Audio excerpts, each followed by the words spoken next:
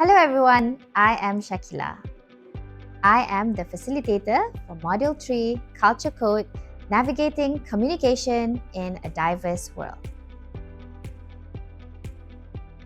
This part of the module, you are going to learn how to apply culturally sensitive communication strategies to navigate cross-cultural interactions more effectively in both personal and professional environments.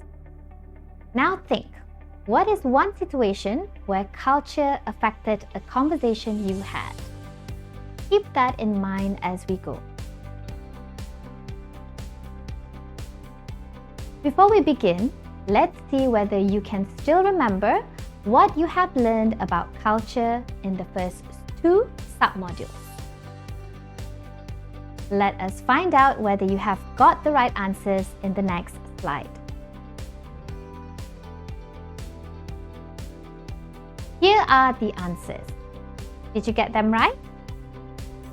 If you recall from our previous submodules, in high context cultures, for example in Japan, disagreement may be indirect, like keeping silent, soft phrasing, or asking a question instead of directly saying no.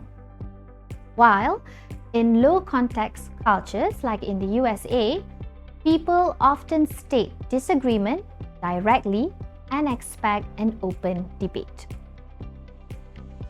For the next question, in many collectivist cultures, for example in China, people avoid saying no to protect harmony and also relationships. So how do they say no? Well, here's a simple tip. Invite opinions gently. Use small group chats or ask for feedback in private to help everyone speak up.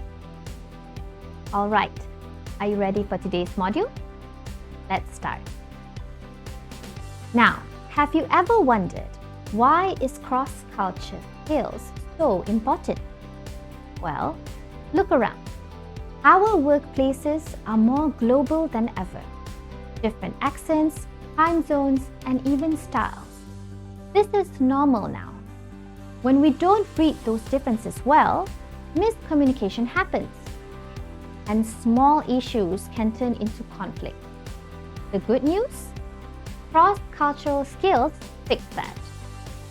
When we listen, clarify, and adapt our tone, we build real trust and respect.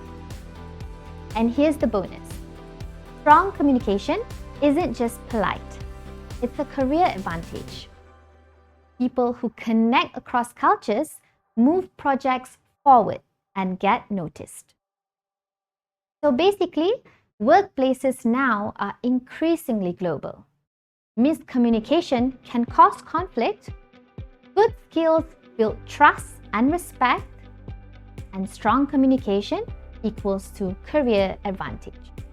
We now understand the importance of cross-cultural skills. But what actually is it? Well, cross-cultural skills can be explained through three main aspects. Firstly, it is the ability to adapt how you communicate. Adaptation means adjusting how you say things, your words, tone, and even channel, so your message lands for the audience and not just for you. For example, if your project team is spread across the time zone using different languages, how do you adapt and make sure everyone understands?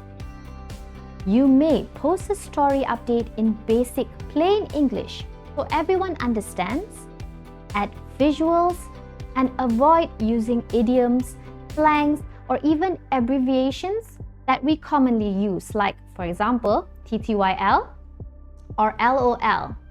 This might not translate.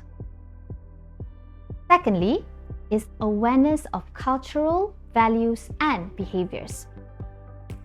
Awareness here means noticing differences in how people disagree, make decisions, use time, and show respect. For example, if you're in a meeting and a student from a more direct culture gives blunt feedbacks, for example saying, "This slide is so confusing," a teammate from a high context culture stays quiet, that silence actually signals disagreement. You can invite both styles by saying, "Now let's hear one suggestion and one question to clarify." Here, you've just made space for different norms in one room. It is safe to say that some of us prefer direct feedback and others prefer a question first. So let us do both. So students, in order to fully engage yourself in cross-cultural skills, you must learn how to actively listen. There are 4 things that you need to understand when it comes to active listening. Firstly, you fully focus on the speaker. Eyes open, phone down, tabs closed. Give them your attention like it's your turn to learn. Next, listen beyond the words. Notice their tone. Is she confident or unsure? Notice the pauses. Are they thinking or emphasizing? And non-verbal cues like facial expression, posture, and hands. Those signals often tell you what matters most. While they are talking, do not interrupt. Even if you think you know the answer, if you want to jump in, jot a quick keyword and wait. When they finish, show you understood by nodding and paraphrase in one line by saying, "Did I get that right?" That one sentence proves you listen and keeps the conversation respectful and clear.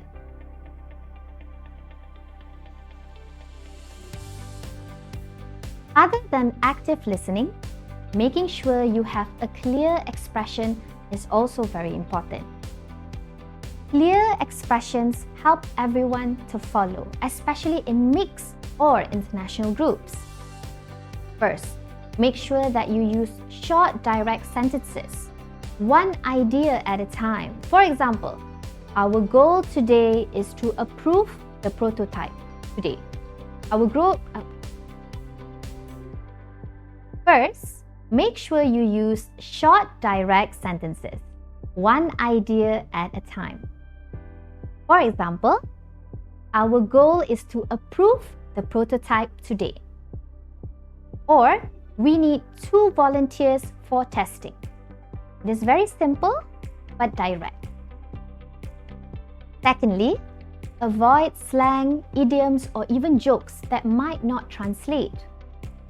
Instead of saying, "Let's do a quick ballpark and grab the low-hanging fruit," say, "Let's estimate roughly and start with the easiest task." Thirdly, repeat or rephrase if needed. If faces look unsure, try it another way. And finally, check for understanding politely. Swap, "Does anyone not get it?" for "Is this clear so far?" "Which part should I explain again?" Or, "What would help here? An example or a quick demo?" Small changes like these make your message faster to understand and easier to act on. Now, we will be focusing on non-verbal sensitivity. I hope you are still with me. Non-verbal cues often speak before our words. Non-verbal sensitivity means paying attention to eye contact, gestures, posture, personal space, tone, and pauses, and adapting so everyone feels respected. First, eye contact. Some people see steady eye contact as confidence, but others prefer brief glances. Aim for friendly, short eye contact and check reactions. Secondly, gestures. Big hand movements can feel energetic or distracting. Keep gestures purposeful and waist level. Avoid pointing at people. Remember that a friendly gesture in one culture may be rude in another. Third, posture and space. Stand tall but relaxed. Give people comfortable space and don't crowd. Fourth would be tone and pauses. A calm tone and a one-beat pause after key points show care and invite questions. When you are unsure, observe first and mirror the group's style a little. If needed, ask politely, would you prefer I stand here or over there? Or, is my pace okay? Small adjustments build trust. Now that we've practiced nonverbal sensitivity, let's talk about what can still get in the way. These barriers are common and fixable when we notice them early. First of all, stereotypes and bias. Stereotypes and bias are mental shortcuts that make us judge ideas by who says them, rather than what they say. With stereotypes and bias, good ideas get ignored until repeated by a preferred voice. Speakers self-censor and conflict simmers. For example, a soft-spoken teammate shares a solution. There's no response. But 5 minutes later, a louder teammate rephrases it and the room agrees. The second barrier is language differences. Language differences are gaps in vocabulary, speed, idioms, writing systems, and translation. People nod, but they don't act. Tasks get misinterpreted, and timelines. For an example, let's do a quick ballpark and circle back. Confuses non-native speakers. No estimate appears because the word ballpark here isn't clear. The third barrier is non-verbal misunderstandings. Now this is important. Different meanings for eye contact, gestures, facial expressions, posture, personal space, silence in different cultures. Confidence is sometimes misread as arrogance, and silence is read as agreement. People will feel disrespected without anyone intending it. Finally, technology gaps. Technology gaps are unequal bandwidth, device access, tool familiarity, captions, and security restrictions. Some voices never fully clear due to internet connection. Screen shares are unreadable and decisions happen when not everyone can see them. For example, a teammate whose phone is on low bandwidth, they miss the live demo and later ships the wrong version. So that's the problem. And finally, the fifth one, different time orientations. So different time orientation here is monochronic people versus polychronic. Where monochronic here is clock focused, where they focus one thing at a time, versus polychronic where it is an event relationship focus, where it focuses on flexible time. Basically, the problem arises when late is considered rude, and because of different time orientations, people miss handoffs. Some even get frustrated with last-minute changes. For example, one partner expects a 10 a.m. sharp start, another starts when the key people arrive. In this end, both parties feel very disrespected. So these barriers should be avoided, and as speakers, we need to be aware of such differences in culture.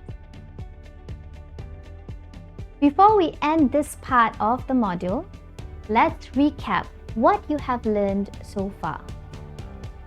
Take some time to answer these questions. Question 1. If a classmate avoids eye contact, what are 2 respectful ways to adapt? And how would you politely check understanding without saying any question? Think about it. It's a list of references for you to look at.